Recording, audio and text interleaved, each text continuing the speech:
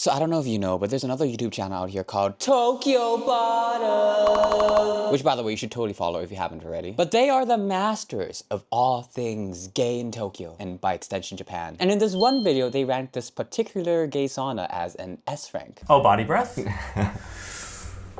Yeah, I think body breath is probably S tier. いつもお世話になっております。 So of course, your boy had to go check it out, and boy, were they not kidding. Guys, okay, guys, literally the amount of S tiers.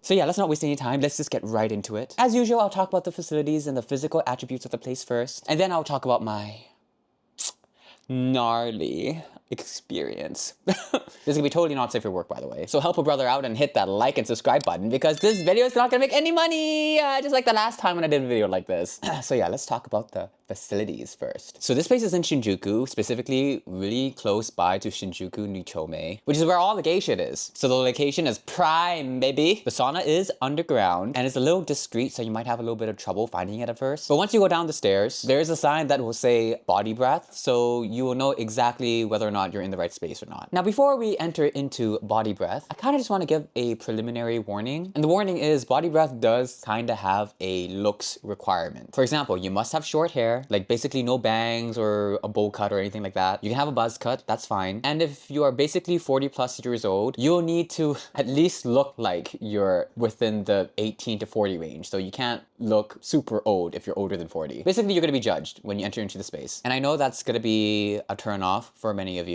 And I agree, I don't particularly like that so much. But I've also heard that body breath is one of the most open spaces you can go to. Like some of the other entry requirements at some of the other gay saunas here in Japan, like they can be strict and kind of racist, like stricter than a home pause, what the hell? And yeah, again, I understand that's not ideal, but I just wanted to warn you guys in advance and also just, you know, remind you guys that we are in a foreign country, so we do have to play by their rules. But like basically based on what I saw in body breath, I don't think you have to be like, you know, a dashing Prince Charming in order to get in. I mean, I got in.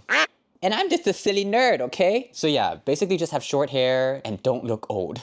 And if you meet those requirements, you should be able to get in. But yeah, unfortunately, if you are older, I think there's another place that you guys could go to. It's called Marisaito or Marisite. I didn't go there personally, but according to Andrew, who I got to meet and hang out with during my trip to Japan, he basically said that people go there to get fucked. Like they're ready to fuck and get down and dirty with all the business. So if you feel like you wouldn't be accepted into body breath, I think maybe you should try Marisite, and I just hope the best for you. But yeah, anyways, once we enter into body breath, remember to take off your shoes immediately, honey. The Japanese people are very particular about keeping their tatami mats clean. So please, you know, respect that. Once you put your shoes away in the provided lockers, that is when you pay for the entrance fee. The fee was 1,500 yen, so it's not a bad price at all, especially considering that it's Japan, like a developed country. Like fucking Canada would be like $30 to enter through an average sauna, but you know, whatever. Also, in addition to the entrance fee, there's also the option to re-enter. I believe that once you leave, you can re-enter into the sauna for only 100 yen. So, you know, you could totally come here on a weekend night to get some appetizers first before venturing out into Shinjuku Nichome, out into the gay bars, meeting some friends, meeting some new friends, and having a good time, dancing around, all that kind of shit, before coming back into body breath for a round 2 past midnight. So yeah, if that sounds like a fun night for you, that's totally possible. Anyways, once you pay, you're given your locker key, and that's when you head inside. Immediately when you get in, all the lockers will be on your left, and then on your right will be like the sitting and like lounging area. So straight ahead past the lockers will be where the showers are and where like one of the dark rooms areas are. I consider that space the non-main darkroom area for reasons I'll explain later. And then from the entrance, if you were to turn right, you know, past the lounging area I mentioned, that's where the main darkroom area is. And yeah, that's it. It's quite a small space, but they do have like a lot of like bunks and hidden compartments and cubicles that you can sneak into for private time. So they do make like extra room, you know? Anyways, the main reason why I consider the dark room past the loungy area to be the main dark room is because I just felt like it was like the maziest and it had like the most action when I was there. Like in that main dark room area, there's like this centerpiece that kind of acts like this giant roundabout. And then from that roundabout, there's like a few hallways and a few small crevices that you can like slip into. One of the hallways leads into this like bigger area that has like mats like on the floor, plus like pockets of like little private cubicles. And in the other darkroom area, past the showers, I don't know, I just felt like it was less mazy. It kind of felt like more like this giant open space. So I think like in theory, it could be a good space for like a big group session, a big old orgy. But in practice, I feel like it was just like a bit too open. So like nobody was really doing anything in there. There was like a few private things that were happening inside like the private bunks and whatnot. Like you can hear some of the action. But like out in the open, there was only like a few stragglers. Nothing was really happening there. Also in this area was the doorway to the bear camp, which is a place for the bears. And I know it's hard to tell through this sweater, but I'm not exactly the hulking mass of testosterone and titties that is scientifically required to be classified as belonging to the bear species. So I have no idea what goes on in that bear camp. But I do know it is a neighboring business, and if you are classified as being a bear, you actually have the option of going into the bear camp and going back into body breath, you know, just traversing through the 2 saunas. But just know that like if you want to do that, the staff is going to assess you whether or not you belong to the bear species. But yeah, if you're a bear, lucky you get to experience the multiverse, traversing through the portal between the 2 dimensions. Anyways, those are your facilities, so let's just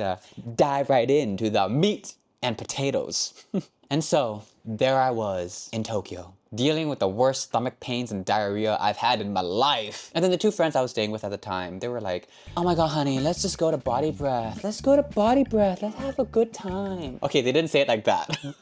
But the point is, I was like, you know what? Yeah, bet. I gotta go to body breath for content anyways, you know? I gotta go check it out. So yeah, let's just fucking go. But you know what I was not planning for? I was not planning on having this fucking stomach parasite. So you've been following me on this channel, you would know that I've been dealing with this issue for like the past month. And during this time in Japan, I still had like no idea what was wrong with me. I thought I must have caught like some sort of stomach virus or had like some sort of extended food poisoning. Because at that point, I've been dealing with a stomach thing for like several weeks. But I didn't have any fever or any vomiting or anything like that. It was just stomach ache and diarrhea. And also the constant urge to go to the bathroom when there was nothing in the tank. But anyways, I say all this just to illustrate that I was not in optimal bottoming condition. And so you know what I did? I finally did it. I made my ancestors proud. I went to that gay sauna, undouched. Undouched, unbothered. That's right, I went in as a top. JK, I went in totally expecting not to do anything. Like at most, I thought I might do a little sucky here and there, but that's about it. That's like the extent of my contributions, or so I thought, you know. I was going in for the research, okay? But anyways, yeah, that was my intention, right? To go in just to research. But what I was not expecting to see was that nearly everyone in that sauna was so fuckable. Solid S tiers, just all around. Like I have never been in a gay sauna where the level of fuckability for all of the guests was like at that all-time high. Like 70% of the guests were like supremely my type, or like were just like really fit, or they were like just quite handsome. Like even if they weren't like massive titty goths, they just took care of themselves. They were just so tasty. Oh my god. But I do admit, for the first 30 minutes of me and my friends stepping into the space, things were just like really quiet. And if you know me personally, if you've seen me gallivanting around white party or a rave or a home pub of some kind, you would know that I am a walker. I'm a side quester. I like wandering around. And let me tell you, honey, I pretty much walked past every single guy in that sauna at least 4 or 5 times, maybe 6 or 7. I don't know. I saw those faces over and over again, and they were hot. Everyone was super hot, but everyone was also just very stoic. You know, traversing through that crowd, I think what everyone was just waiting for was just everyone was just waiting for the first move, and then suddenly, finally, after 30 minutes, someone did. So I mentioned like in the main darkroom area, there is that hallway that leads into like the big open space with all the mats on the floor. Yeah. So someone decided to give this big bar man a little... So yeah, they were just like standing right in the middle of that big open area. Perfect prime location. Now I happened to be there at the right time, the right place. I was already standing at the side of the room, like kind of right by the entrance to that big open area, right when that big bar man dropped his undies. So I was already there, you know, just like watching. And as I was watching, more people started to crowd around. Since I was standing on the entrance, they're, you know, sliding past me so they can enter into that big open area. And oh my god, so many titties just like, woo, coming on by, scraping by. The amount of big titties sliding on mine. So yeah, anyways, crowd was starting to form, and that is when this kind of cute guy just started to stand next to me instead of entering all the way through that space. And honestly, I didn't notice him at first because I was too busy watching the sucky-suckies. And for a while, I think we were both just like enjoying the show until suddenly he slid his hand through Now, I was being honest when I said I had absolutely no intentions of doing anything. But when opportunity presents itself, what can a man do but just surrender to it? And then he started going down on me. And at that point, the dudes who are like eyeing each other in that big open space, they started, you know, touching each other, kissing each other, going down on each other. It was like a big old festival. It's that thing where, you know, as soon as one person starts to do something frisky, the friskiness spreads to another person, then another person, and then it just like spreads like the plague. The body breath guest just needed that little extra push, you know? Anyways, the guy was sucking me off for a little while. Very skilled, very enthusiastic. And suddenly he like stood up and like, you know, gave me a look and then like led me to one of those locker-sized cubicles. And when he let me in there, that's where I learned that this place provides some free lube and condoms. And so I did my divine duty and contributed my services to the erasure of the top apocalypse that has been plaguing our society.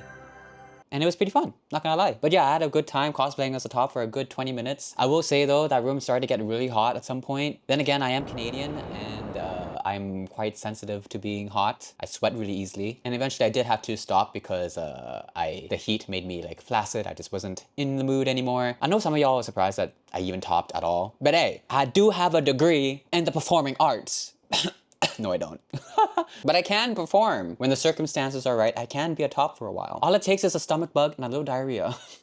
Anyways, once the deed was done, I spent the rest of my time at Body Breath just kind of sitting in that loungy area, just resting in front of the vending machines and just watching people come by. People watching. And yeah, can confirm 100% everyone was so good looking on the day that I went, which is a Friday evening, by the way. So if we got the same taste in men, maybe consider coming here on a Friday evening. And like I said, out of all the guests, for me personally, 70% were like S tier for me. 80% of them were Japanese. And the other 10% were like other Asian ethnicities, I'm assuming. And then the last 10% were just like everything else. And yeah, even the people who I wasn't personally interested in, they just looked really fuckable. I can't describe it in any other way. I think the only thing that this place was lacking is that there wasn't really any pure twinks here. Like even the most slender and slim person in this area still had like some meat on their bones, like a slim fit muscle tone or just average with a good nice face. So if you're someone who's like purely interested in twinks, this place might not be for you. Maybe on another day, but on the day that I went, no twinks. But if you're someone who likes the muscle or likes the meat, maybe not like to the extent of being a bear, but like, you know, just general meat, then yeah, this place is like a must go. Very good. Obviously, not everyone is like a muscle god. There are a few handfuls, but I feel like the majority are like just active gym goers. And if not that, they're just handsome. But yeah, this place was such a fun time. If I am ever in Japan again, you can be sure that I'll be back there. And then hopefully this time, the next time when I go there, I can fulfill my destiny of being a whore. So yeah, visit Body Breath, it won't disappoint. Anyway, that's everything I had to say in this video. If you're gonna travel to Japan anyways, maybe consider getting yourself a tripod water bottle. Link in the description below. Because in Japan, one thing I noticed was that there was not a lot of public garbage cans. So if you buy like a water bottle from 7-Eleven or something, you're gonna be carrying that bottle of water with you the entire day. And at that point, you might as well just have your own reusable water bottle, right? So yeah, consider getting one. Also, if you are someone who travels a lot or are going to travel, I would highly recommend checking out Wise and Voy if you haven't already. Wise is like the best money app in my opinion for traveling. Like I always use it for traveling personally because you can just put your money in there and then just convert it to the local currency. And if you have their physical debit card, you can basically use that card and use the local currency in there as a debit, you know, just normally like a local. And then you don't have to like, you know, go through your bank's abysmal like currency conversion rates. You know, it's all very fair, which is why I love Wise. And if you're traveling, you need an eSIM anyway, so why don't you check out Voy? I've been using Voy for the past 2 years and they've basically never disappointed me. I feel like their prices are fair and I've never had anything go wrong with their service and it's just really reliable. So yeah, check it out, link in the description. Anyways, that's everything I had to say in this video. Thank you guys again for hanging out with me and little life update with me. I am now parasite free, but I've now developed this kind of cough that I've been dealing with. You guys don't know it, but I've been coughing all throughout this video. I just edited it out. And yeah, like according to ChatGPT, the cough may be because of this Ascaris parasite, because apparently the parasite, it starts in the lungs as eggs and then once it forms, it will go through to the intestines, that kind of stuff. So according to ChatGPT, the coughing may be because of the damage in the lungs, and so I'm just recovering from that. But it's been like over 3 weeks. At the end of this week, it'll be like 4 weeks, and like the coughing hasn't subsided, and like maybe I gotta go to the hospital again. I've just been dealing with health issues like the whole past month or two, you know, it's getting kind of annoying. annoying. But yeah, that's the deal with me. Hopefully this cough isn't going to develop into something serious like pneumonia or something. I'm hoping it's just like either damage from the parasite or like just like a regular common cold cough or something. Because I don't have a fever, I don't have anything, it's just a cough. So I'm hoping this will subside soon. But if it doesn't subside by this week, I'm gonna go to the hospital again and anyways, that's just my little life update. And yeah, that's everything. So thanks for hanging out with me again. And I guess I'll see you guys next time, okay? See you. It's you, it's you.